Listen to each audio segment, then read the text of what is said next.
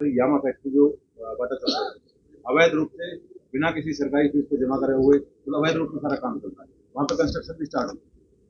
देखिए, हमको जो भी कोई पर्टिकुलर शिकायत मिलती है, हम उसको गंभीरता से उसका संज्ञान लेते हैं और जो दोषी होते हैं उनके खिलाफ जो दोष है उस हिसाब से उनको सजा मिलती है। जहाँ कहीं किसी सरकारी जमीन के ऊपर अवैध निर्माण है, उसको खाली करा करके जमीनें ली जाती हैं। बहुत बड़ी मात्रा में ऐसी जमीनें जो एचएसपी की थी, एचएसआईडीसी की थी, कारपोरेशन की थी, उसको खाली कराया गया है और उसका समाधान सब किया जा रहा है। और जो अवैध निर्माण, अवैध कॉलोनियां काटते हैं, उसके लिए रजिस्ट्रियां हमने बंद कर दी हैं। रजिस्ट्री बंद करने के बाद लोगों को भी आह्वान किया है कि वो इस प्रकार के एरिया में जहाँ अवैध कॉलोनी कोई बनती है उसकी खरीद न करें, अन्यथा जो नुकसान होता है वो खरीदार को ज्यादा होता है। इस पर हम चेक लगाए हैं। फिर भी कोई पर्टिकुलर शिकायत आप लोगों की ओर से आएगी, उसका संज्ञान लेंगे। गुजरात जा रहे हैं सर, कोई हरियाणा अभी ना कुछ भी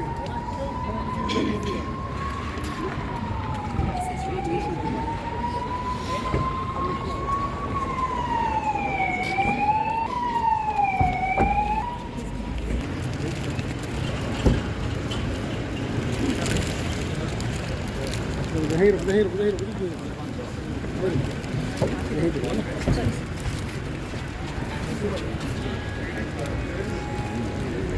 थोड़ा इस साइड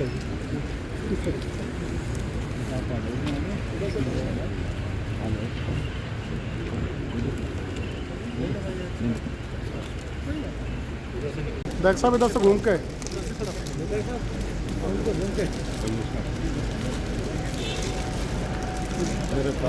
नो सर नो अरे सर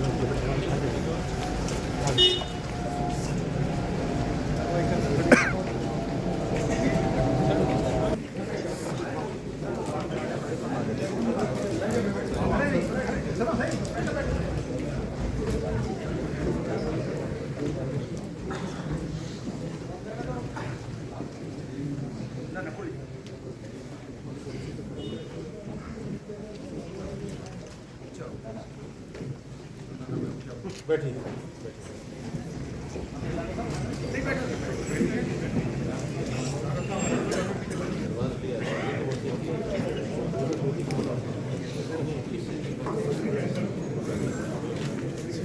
भाई थोड़ा साइड में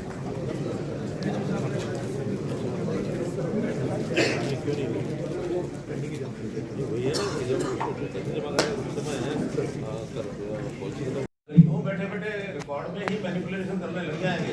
एक बात तो सरकार कर ले, बिल्कुल सही बात है। एक ही चीज यानी लेटर नंबर है 2023/130, ये भी 2023/130, डेट 12/4/23, डेट 12/4/23 और एक जगह लिखा है सेवाओं की आवश्यकता है, एक जगह लिखा है सेवाओं की आवश्यकता नहीं है। कितना ही अंतर है? ले लेंगे सर ये तो बिल्कुल शब्द है, कई बार तो कॉमे में ही गड़बड़ कर देते हैं। ठीक बोला संदीप जी। एक वाक्य है, चार उसके शब्द हैं, रोको मत जाने दो। अब इसको कॉमा अगर आपने मत के बाद कॉमा लगा दिया तो मैंने कहा रोको मत जाने दो, और अगर रोको के बाद कॉमा लगा दिया तो मैंने कहा रोको मत जाने दो। क्या ऐसी ऐसी चीजें पकड़ी जा रही हैं, लेकिन शायद इनको ये पता नहीं होगा कि ये पकड़ने वाले भी बैठे हैं। और अगले हफ्ते अगले महीने के लिए इसको फिर पेंडिंग करते हैं। आपको 2024 नववर्ष की बहुत बहुत शुभकामना, क्योंकि उसके बाद आज पहली बार मिल रहे हैं। आज हमारी इस वर्ष की पहली ग्रीवेंस मीटिंग थी और इसके अंदर कुल मिला के 16 ऐसी ग्रीवेंसेस आई थी। उसमें 5 तो पिछली बार की डाली गई थी जो उस समय समाधान नहीं हुए थे। आज 5 में से 3 का समाधान हुआ है, 2 फिर से पेंडिंग रखी गई अगली बार के लिए। कुछ काम ऐसे जो बीच में रह जाते हैं तो उसकी कंप्लीशन तक उसको हम साथ में जरूर रखते हैं। कुछ शिकायतें हैं, उसका विशेष तौर पर जो उल्लेखनीय है, एक महिला बहुत गरीब थी, शारदा देवी, उसने शिकायत की कि किसी दबंग ने उसके प्लाट पर कब्जा कर लिया है। तो उसमें पुलिस को हिदायत कर दी है कि वो जो प्लॉट का कब्जा खाली करा करके उसको दिया जाए।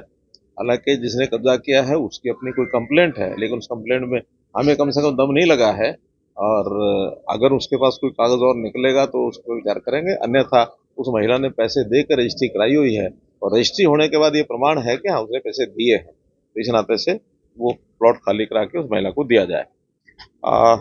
2 कर्मचारी फायर ब्रिगेड के हैं, उनका नाम HKRN में उस समय उन्होंने इच्छा व्यक्त की होगी न चढ़ाने का, बाद में बाकी सबके HKRN में नाम दर्ज हो गए, और उनसे काम तो लेते रहे लेकिन उनको डिपार्टमेंट ने सैलरी देनी बंद कर दी।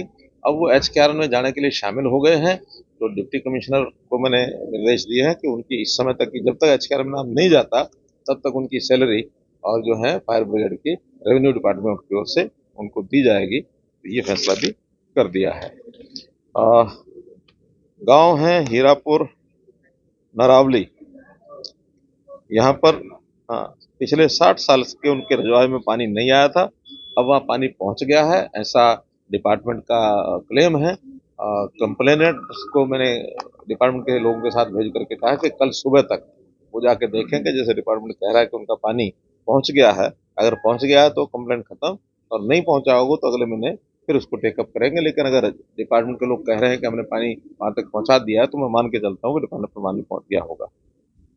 नगर निगम के अधीन जो 24 गांव नए लिए थे, वहाँ कुछ ट्यूबवेल ऑपरेटर्स वो पहले गांव में काम कर रहे थे, उन ट्यूबवेल्स को बाद में एक कंपनी को AMC दे दिया गया है, काम वो कर रहे हैं। अब AMC जिनको दिया गया जिस कंपनी को, तो वही कंपनी उनको पैसे देगी। उनका नगर निगम का एक झगड़ा था, उसको निपटाया है कि कंपनी को कहेंगे कि वो जो कि काम कंपनी के अधीन है और AMC कंपनी को उसको पैसा मिल रहा है, तो वो तनख्वाह भी उनकी AMC की एक कंपनी वाले वही उनको देंगे, इसलिए उसका भी निपटारा हमने कर दिया है।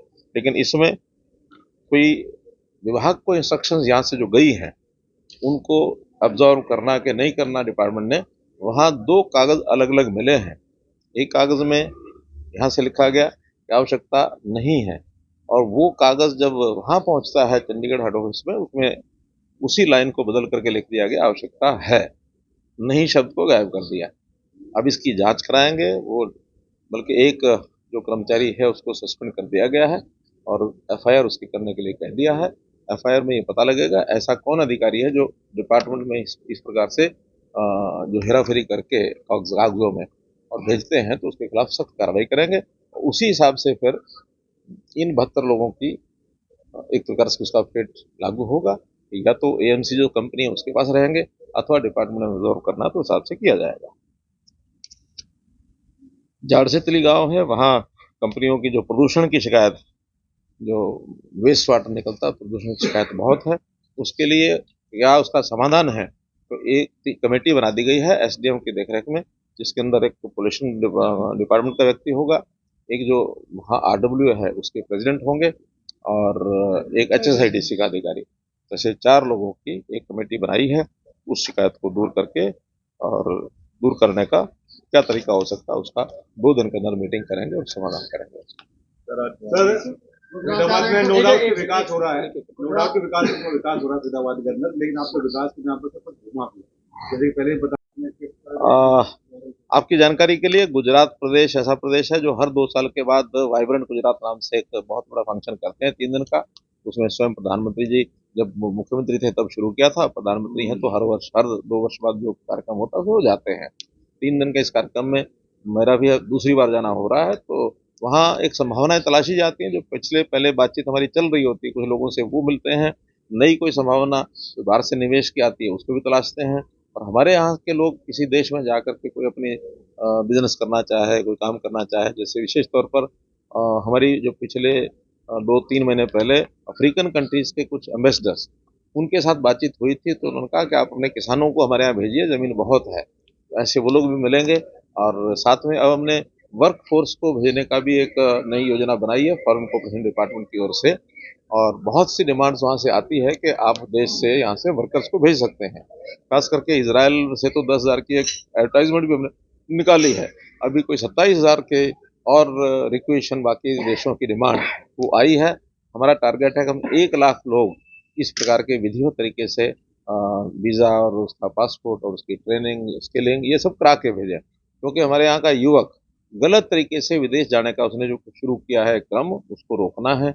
उसके कारण से हमारे बहुत से भविष्य जो युवा है उनका जो भविष्य उनका खराब होता जा रहा है, उसको रोकने के लिए सब काम ये देता है। इसी से जुड़ा सवाल है, आप तो विदेश में रोजगार के लिए भेज रहे हैं, हुड्डा साहब कह रहे हैं कि ऐसी जगह भेज रहे हैं जहाँ जन्म छिड़ी हुई है, कोई जाना नहीं चाहता।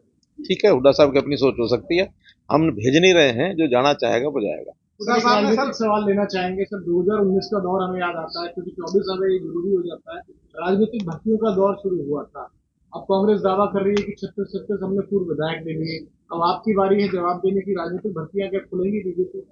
भर्तियां कोई बंद तो नहीं की, लेकिन हर एक का अपना अपना एक कार्यक्रम होता है। हमारी अपनी रणनीति है, उनकी अपनी रणनीति है, और जो उन्होंने भर्ती कर रखे हैं वो मैं उसके बारे में टिप्पणी को करना नहीं चाहता। सब हमारे साथी मित्र ऐसे होते हैं जो राजनीतिक क्षेत्र को इधर से उधर बदलते हैं, कोई योजनाएं उनके दिमाग में रहती हैं, तो वो जिसको भी भर्ती करें। लेकिन हमारे पास जो उनसे ज्यादा हमारे नेता और ठीक संस्कारित नेता, ठीक राजनीति में अच्छी समझ रखने वाले नेता उनसे ज्यादा हैं, जो सेवा करने के भाव से और लगे हुए हैं। यहाँ कोई अदल बदल नहीं होती है।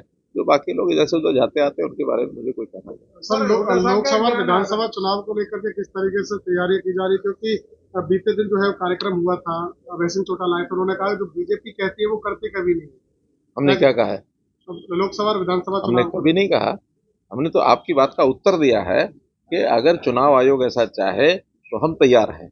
हमने कभी ये कहा ही नहीं है कि हम इकट्ठे कराएं कि ना कराएं, और हमारे हाथ में भी नहीं है, क्योंकि हमारी टर्म है वो अक्टूबर तक है। तो अक्टूबर तक के बाद, अक्टूबर के समय के हिसाब से तो होंगे ही, लेकिन 6 महीने पहले चुनाव आयोग किसी प्रदेश में कराना चाहे तो करवा सकता है। इसलिए ये निर्णय चुनाव आयोग वो भी केंद्र सरकार से सहमति और परामर्श के साथ हिसाब से करता है। हुड्डा साहब ने चुनाव में, आगामी चुनाव में 300 यूनिट बिजली फ्री देने की बात कही, और दूसरा उन्होंने कहा है कि जब से बीजेपी आई है 1 इंच भी कहीं मेट्रो रेलवे जो परियोजना वो बढ़ी नहीं। देखिए, ये आरोप प्रत्यारोप तो लगते रहते हैं, लेकिन जो पिछले हुआ है सारा कुछ आपके सामने भी, हमारे सामने भी है। वो लोग ऐसे हैं जब बिजली का और 30,000 करोड़ रुपया ये घाटे में छोड़ के गए थे, जिसको हमने पूरा किया है। आज बिजली की कंपनियां हमारी सुदृढ़ हैं, मजबूती से चल रही हैं। बिजली हमारी 5800 गांव के अंदर 24 घंटे चलती है, और जिस प्रकार से बिजली का हमने प्रबंधन किया है, वो तो प्रोजेक्ट लगाने के पीछे उनकी मंशा क्या होती रही है वो आपको पता है, हमको भी पता है। बिना प्रोजेक्ट लगाए भी हम सारी अगर पूरी कर रहे हैं आवश्यकता, तो इसके पीछे का भी तो कोई राज समझो ना, कि उनके शौक ये थे कि हाँ प्रोजेक्ट लगाओ और उस लगाने में जो कुछ करना अपना करते रहो। और उस समय कोयले के प्रोजेक्ट उन्होंने लगाए। आज कोयले के प्रोजेक्ट लगाने की आवश्यकता इसलिए नहीं है कि हमारी बहुत बड़ी पावर अब सोलर से, ये हमने हरियाणा प्रांत में भी लगवाई है, और बाहर से भी आज हमको सोलर पावर जहाँ जहाँ होती है वो मिल रही है। तो सुलभता ग्रीन एनर्जी की जितनी आगे बढ़ रही है उतना थर्मल प्लांट की आवश्यकता नहीं है। फिर भी 800 मेगावाट का एक सोलर प्लांट बहुत जल्दी यमुनानगर में, और उसका टेंडर होने जा रहा है और वो लगने जा रहा है। सीएम साहब, जिस तरीके से हुड्डा का आरोप है कि भाजपा जल थल वायु के लिए भाजपा नुकसानदायक है, क्योंकि ना तो जल पीने को मिल रहा, सीवर खराब है, सड़कें खराब है, तो थल भी खराब, और हवा फरीदाबाद की नंबर 1 पर, इसलिए वायु। कांग्रेस के समय क्या कुछ होता था वो आपको भी पता है, हमको भी पता है। वो थल भी खा गए, जल भी खा गए, और नल भी खा गए। उन्होंने वायु में घोटाले किए, 2G 3G स्पेक्ट्रम, उन्होंने जमीनों पर घोटाले किए। उन जमीनों के घोटाले के अंदर यानी हरियाणा तो बहुत दुनिया में मशहूर हो गया था कि जमीनें पहले एक्वायर करना, फिर छोड़ देना, फिर सौदेबाजी करना, उसके अंदर धंधे करना। एक्विजिशन के अंदर कितने धंधे किए, और उन्होंने नीचे पाताल को भी छोड़ा नहीं। कोयला के अंदर कितने बड़े बड़े घोटाले उन्होंने किए, तो चाहे वो पाताल हो, चाहे आकाश हो, चाहे जमीन हो, तीनों तरह के घोटालों की भरमार। अभी तो मौका आएगा तब उनको याद कराएंगे, पब्लिक को भी, उनको भी, कि ये हुआ था, इसका जवाब दीजिए।